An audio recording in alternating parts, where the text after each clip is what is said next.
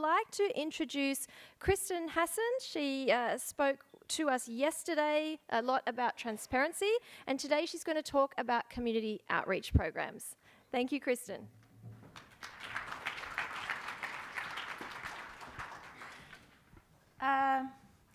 Thanks, everyone. How are you all feeling today? Is anyone more tired than they were at the same time yesterday? Are your brains really full?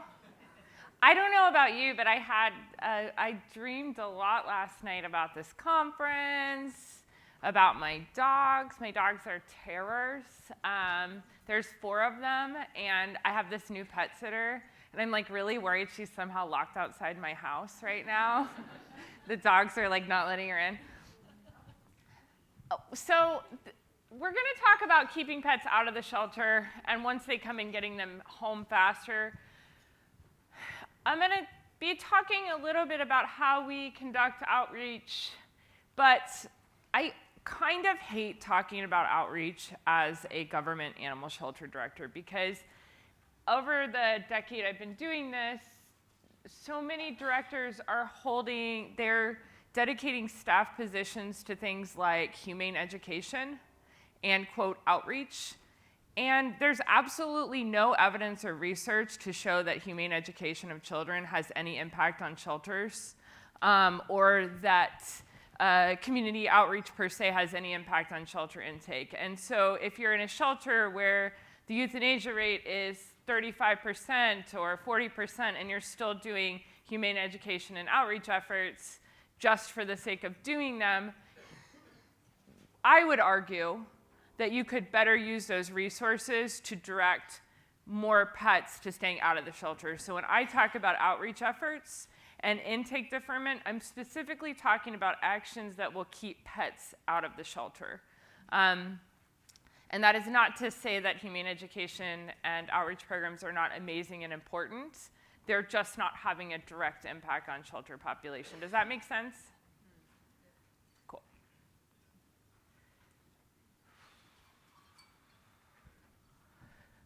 So the question then comes, what is our role? What should the responsibility of the government shelter versus the rescue group? How many of you are here from either a contracted municipal shelter, so you serve the local government, or you're directly working for the local government shelter? How many people here? Okay, and how many people here are from a private rescue group that pulls animals out of the shelter? Okay, where are the rest of you from? Not everyone raised their hand. You're probably doing one of those 2 things. You're probably either taking animals from the community or the shelter, or you're working for the government contracted shelter. And those are 2 really different things, but we both need them to function on a higher level to keep pets out of the shelter and get them home faster. That is my favorite picture taken at PAC in the last year. That was a litter of puppies that was coming back for a foster appointment. So what does it mean to keep pets home? The first thing we have to do is think about what our idea of home is. We have a fierce debate going on in our community, and you've heard me talk a little bit about homelessness, and that's because we have a pretty large population of people experiencing homelessness, and a lot of them own pets. And so the first thing we have to do when we think about keeping pets home is question the idea of what is a home. And for us, a home is any time there's a bond between a human and an animal. Whether or not that person has a specific place they call home, or they live in a tent, or they live in their car, or they're moving around the country for work, or they're a migrant coming in and out of the US. Those are all homes to us. They're bonds between people and pets. This guy does not have a place he calls home, but he does have a cat he loves very much. And we met him, and his cat mostly rides on his shoulders, but it's a very friendly cat, and so occasionally the cat will jump off his shoulders to meet someone, and this is really adorable, but not necessarily safe for the cat. And so we, instead of taking his cat or telling him he wasn't a fit pet owner, we got him a harness and a long leash for his cat. And so now, if I plopped us down in Tucson on this exact same street, there's a good chance he would be there this morning. And he would be there with his cat, and his cat has a harness now. So our role then is to help support the bond between the person and the owner wherever they call home. And that woman is one of our old animal control officers. So what do you guys call animal control officers? Pound managers. Oh, yeah, I'm basically deaf in this year, so I'm... Ranger, okay. So they used to walk around in police. Do yours wear police uniforms? So ours used to walk around in police uniforms with a badge and a gun. Or no, what looked like a gun. They used to walk around looking like police officers. We took them out of those uniforms, and now they wear polo shirts and regular pants. And that's because most of what we're there to do is just to help people, and we were really scaring them. So the goals of our program are to maintain this bond and to build trust with the community. When we are out in the community, we want to be building relationships so that when people really need us, they can call on us. One of the things that used to happen when we used to terrify everyone and look like police officers is they didn't come to us for help when they really needed us. And so we found that since we've changed our approach completely, and we're no longer policing people, we're just trying to help them, when something really bad happens, they call us. So if someone does, one quick example is like, in the communities of people experiencing homelessness, occasionally something really bad happens, like someone abuses an animal. In the old days, no one would have called us because they would have been afraid to. Today, now in one of these places, if somebody sees somebody abusing an animal, they're not afraid to call us because they know we're there to help. And so it actually helps us do our jobs better of policing by taking this different approach. Our other goal is to serve pets where they live, and this helps keep pets out of the shelter, and we want to be seen as a pet resource center. This is different than an animal shelter. We think of ourselves kind of like a community center. Do you have like recreation centers where people go to play sports and kids go to camp? So that's what we've tried to turn the shelter into. And if you go to our shelter on any given day, you will see that it is absolutely packed with people that are only there because they think it's a cool, fun place to be. In the summer, when the moms have their kids home, one of their now favorite places to come is the animal shelter. Because we deal with people experiencing poverty and housing insecurity, we've tried to build a safety net around the people in our community so that their pets get to stay home. And this has 5 components. One is partnerships. Another is pet support programs, animal control, animal policing, community programs, and we also, as with everything, have a research and data component to what we're doing. We're partnering with the university and a couple of national organizations to study, does this work? Because we are not doing these programs for the sake of doing them, we're doing them in order to reduce shelter intake.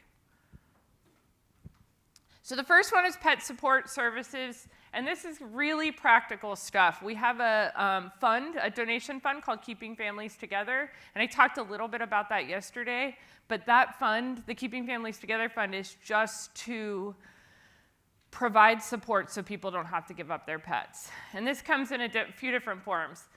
It comes in the form of medical care. If people are coming to surrender their pet because they can't afford medical care, let's say their pet has a tumor that needs removed, or an eyeball that is infected and needs treatment, or an ear infection, people surrender pets all the time for this reason. And we're able now to use this fund to give them vouchers to go to see veterinarians so that they don't have to give up their pet.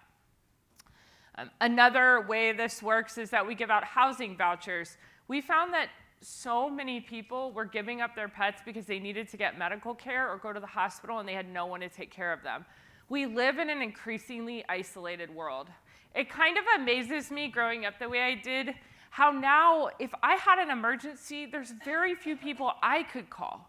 And I'm out and about every single day, but we are all more isolated than ever before, and this especially impacts older adults, and people with mental health issues who don't have big social networks. And so providing these vouchers is hugely important.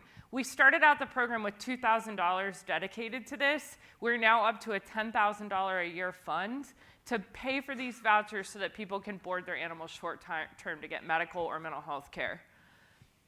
And then the other way that we're using this now is through behavior modification and support programs. So for dogs that have behavioral challenges, people were coming in and surrendering them everything from potty training to not good with the kids in the home, and now we're able to connect them to a trainer who can work with them so that they don't have to surrender their pet.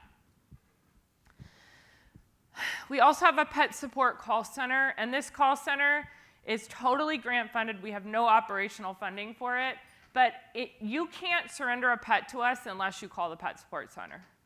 So you have to, the first thing, if you're like, I have to surrender my dog, I can't keep him, the first thing you have to do is you have to call us. And when you call us, we're gonna offer you every resource in the world. We're gonna offer you everything we can to keep your pet out of the shelter, and it's 3 staff members. And so for enforcement services, we take in 4,000 calls a month. We started this pet support center 2 years ago. We now get 8,000 calls a month to the pet support center from our community. And we're able to help most people before their pet ever comes to the shelter. And we also have intake diversion and alternatives to surrender. So if you come to us and you have a purebred dog or a fluffy, beautiful cat or a highly adoptable kitten, we're not going to take that animal directly. We're going to triage it to another organization, to one of our private rescue partners directly, because our private rescue partners really appreciate this. Do you know why?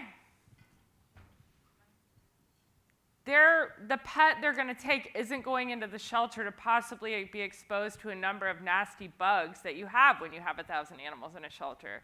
So our rescue partners really appreciate that we don't even let the pet come in. We call the rescue partner and they can directly take it before the pet enters the shelter. And you can see the sign in front of our shelter. That's kind of a weird angle, but we changed the name on the building.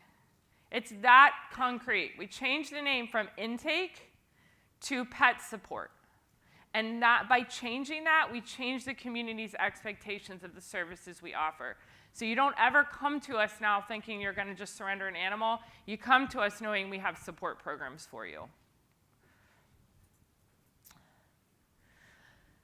For our community programs, we do spay, neuter, and vaccine programs, but we don't do those indiscriminately. We're actually focusing on the highest intake areas for those services.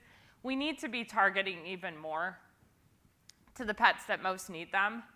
We have vaccine and microchip clinics, and I told you this story the other day about how we've started these clinics in these really high poverty areas, and that by 7 a.m. every single spot is taken. People are lined up for blocks to get their pets help.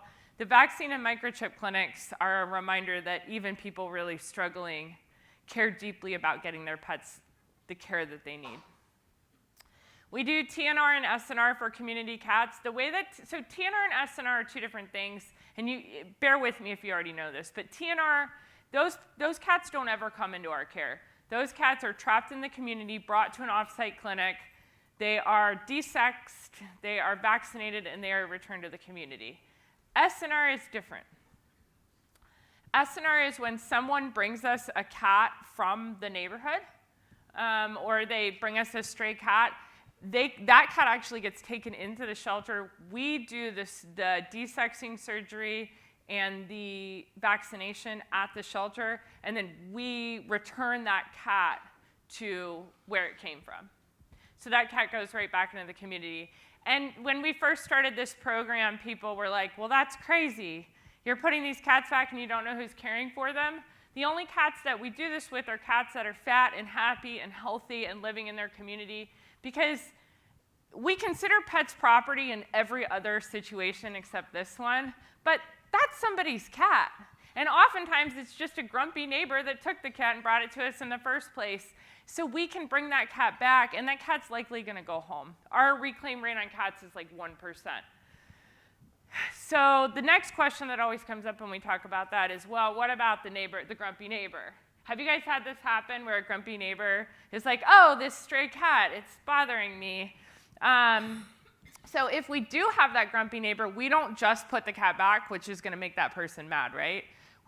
There's these things you can order called cat stop devices, and there's some other deterrents which others here probably know more about, but there's several different kinds of deterrents you can buy. And so we actually give those to the grumpy neighbor on a 6-month loan. Sometimes they bring them back, sometimes they don't, but it costs us $50 and it resolves the problem. And so then we can give them a device to keep the cat off their property, which is all they really cared about in the first place. And then we can return the cat to the community. So because of that, in the 2 years that I've been in this shelter, we haven't had to euthanize one cat for behavioral reasons because they're all going back into the community. And then we have homeless outreach and prevention services. So because we have a large community experiencing homelessness, we've really put a lot of resources there. One of the things that used to make me really sad, I can't convert Celsius and Fahrenheit. Maybe someone in this room can. But in Tucson, it's like 110 degrees Fahrenheit or above. What is that? Yeah, really hot, right? Okay, it's really hot. So when I first moved there, all these people are walking their dogs because they don't have a home. So they're walking their dogs in the heat of day, and what happens? Have you seen the dogs' pads get burned? The pads on the dogs were getting burned, and it was really sad. Many of the dogs would act like their feet were hurting. And so we were under a lot of pressure to confiscate those dogs from those people. And instead of doing that, we started a fund called Pup and Boots. And we just asked the community to donate boots for homeless dogs. And within a week, we had 300 sets of paw booties. And these things are not cheap. And we were able, now when you go around Tucson, if you ever come visit us, which I hope you do, if you go around Tucson in the summer, every homeless dog is going to be wearing a pair of tennis shoes. And you can see this is one of those dogs who's now feeling much more comfortable in the middle of summer.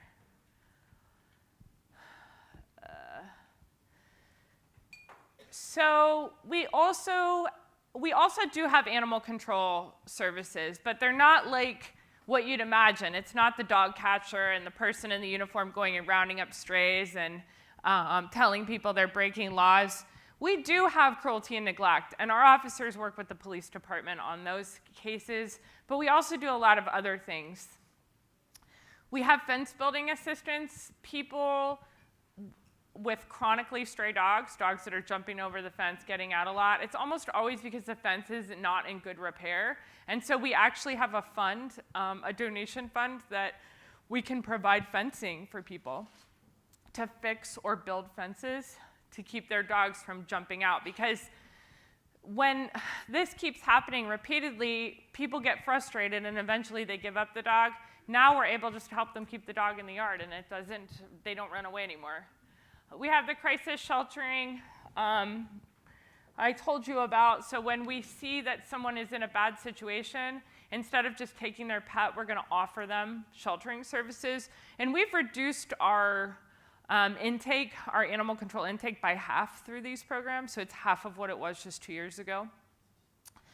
We also have a comprehensive hoarding response. I told you a little bit about this the other day, but instead of just tackling hoarding by taking people's animals, we're trying to solve the problem. If any of you are doing that work, we'd love to hear from you because it's a really complex, complicated social problem.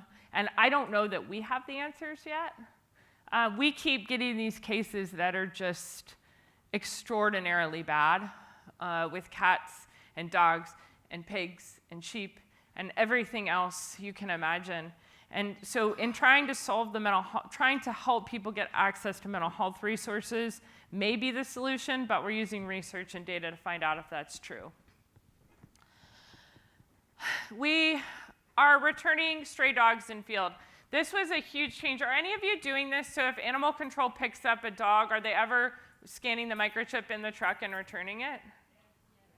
This is a really important program. It's why microchipping is the future. But our officers have just started to do this. So they're checking the identification in the field, and then they're not bringing the animal into the shelter. They're returning it if they can without it coming in. And then lastly, we bring out food and supplies to our community. If we have every animal control truck has a bunch of stuff on it, but one of the things it has on it is food and other supplies that pet owners may need. And if we can resolve an issue just by giving someone supplies, we're going to do that.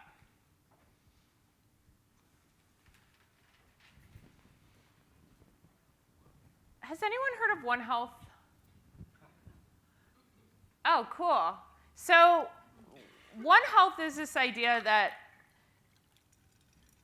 environmental issues, social justice issues, animal welfare, the way that we eat, all of it's connected. And we have to stop talking about these problems as if they exist in isolation. So we have to stop talking about homeless pets as if homeless pets are the problem, and instead look at the systems that cause the problem.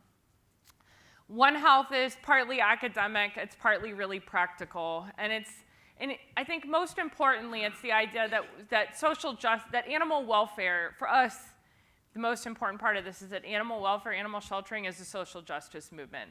It cannot be separated from the history of classism, of racism, of sexism, of the way that certain people are marginalized in our communities. And this is true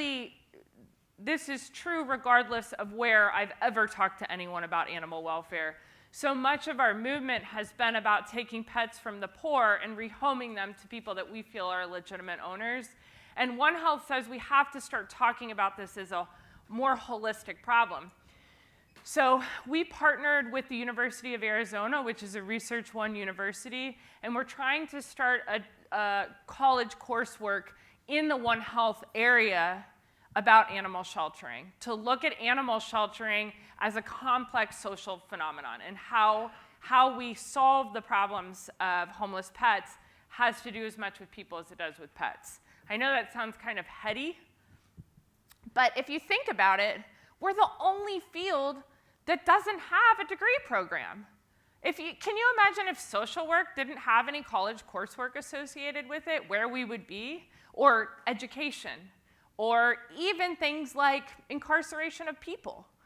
We need to develop better ways to train people to do this work professionally and to understand it in a wider context. So we're doing that.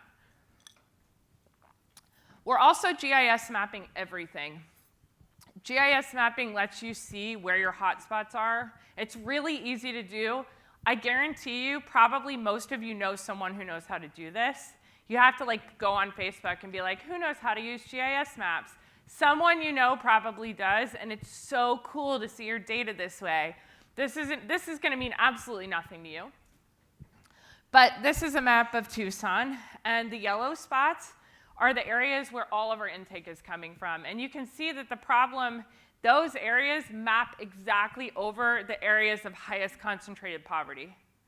There's almost no dissimilarity. And when you map those areas onto veterinary clinics, and you map on grocery stores that sell pet food, and you map on places where pets gather, like parks, you can see these are also resource deserts. Those yellow areas, there's almost no veterinarians, no places that sell pet food, and nowhere that pets gather, like dog parks. So we know through this mapping that this is more than just an animal problem. Human problems and animal problems are intimately intertwined. So we're targeting services to our higher intake areas where the problems lie. We're trying to get to those places before pets come in. One of the things that we've noticed is that this past year, you may have read, things are a little rough in the US right now.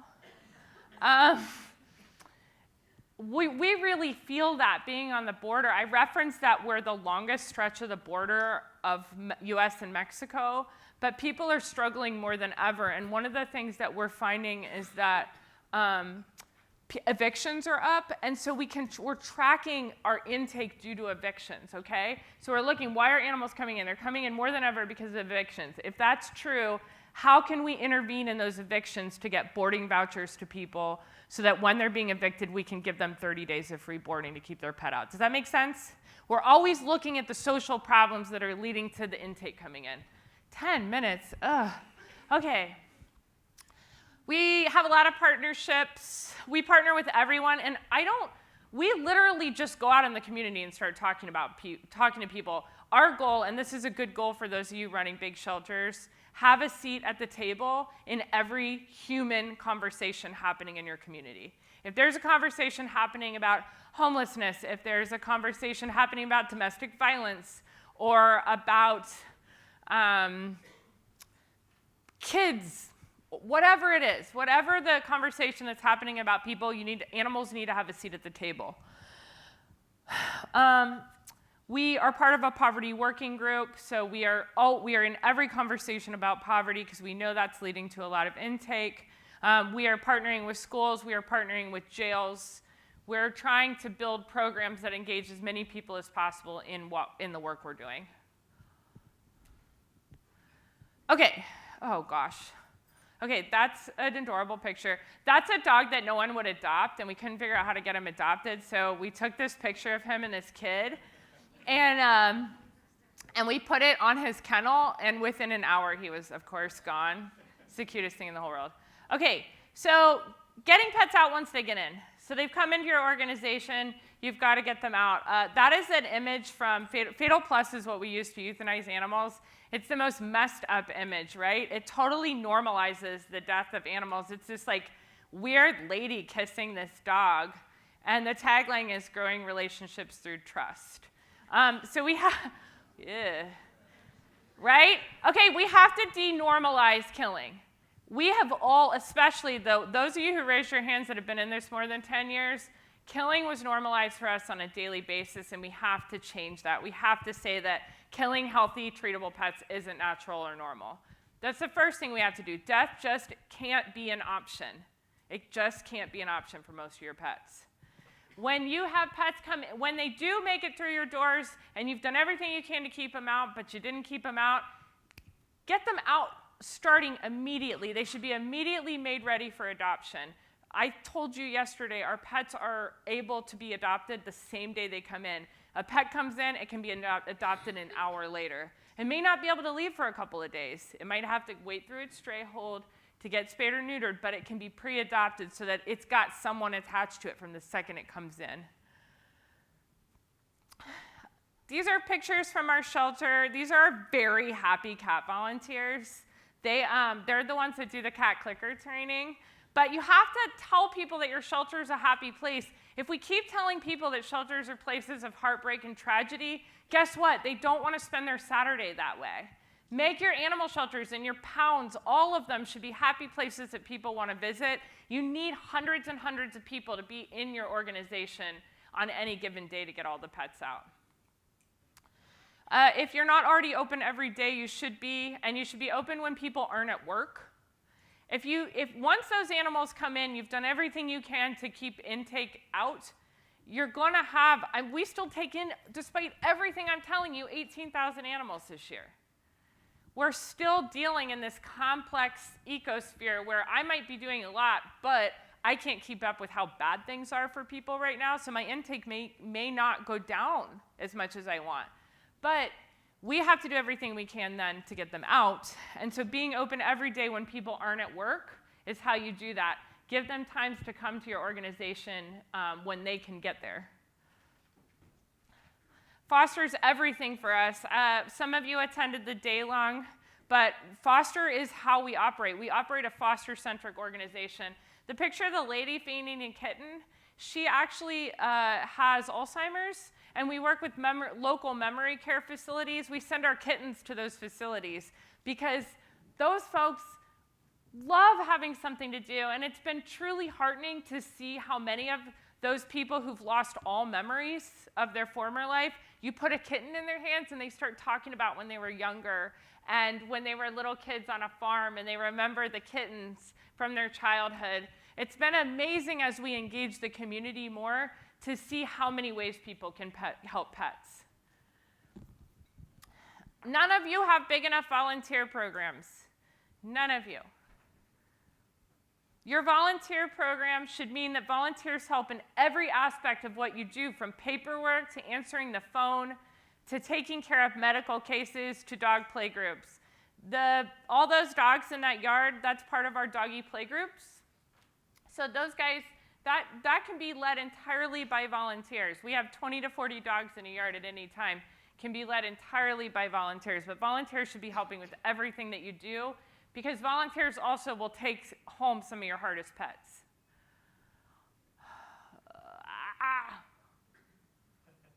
Gosh. Okay, so I wrote this blog. I work closely with an organization called American Pets Alive. Check them out if you haven't. I wrote this blog called How Much is Enough? What to Expect from Your Foster and Volunteer Coordinators. One foster coordinator should be able to coordinate 1,000 animals going to foster in a year. One foster coordinator.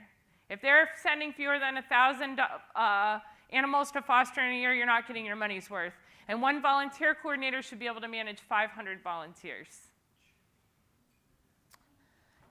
Do same-day adoptions. I think I'm talking about reducing barriers to adoptions and open adoption processes, but that is our adoption board, and that is in 2 days at our shelter.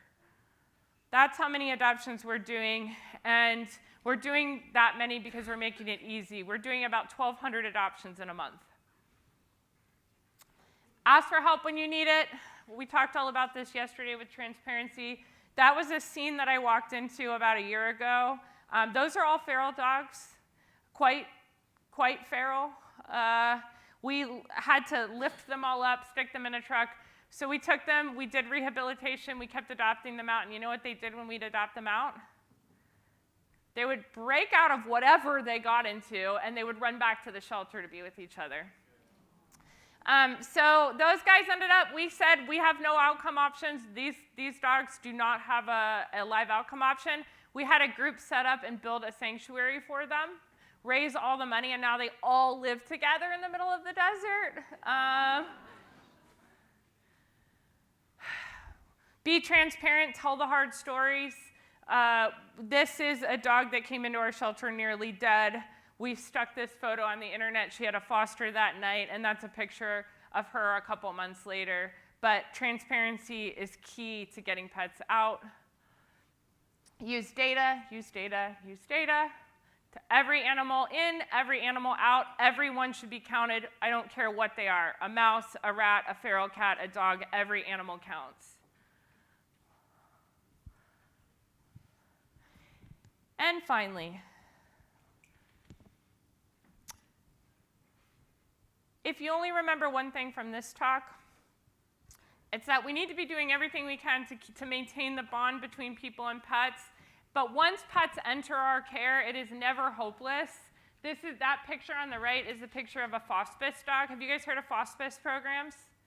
So our goal, my personal goal, is that no pet dies at PAC in the shelter, even if they're at the end of their lives. The goal is to get them into a home, and this was a dog that was dying, had a few weeks to live, and got to go home and be with her foster mom until the very end of her life, and we were able to send a veterinarian to her home to have the dog euthanized. But that's the goal for us, is that through these programs, all of these tactics to keep pets out and then get them out, is that we want to emphasize that bond, and that bond that can exist between people and pets, and that truly is the role of the government animal shelter today. Thank you.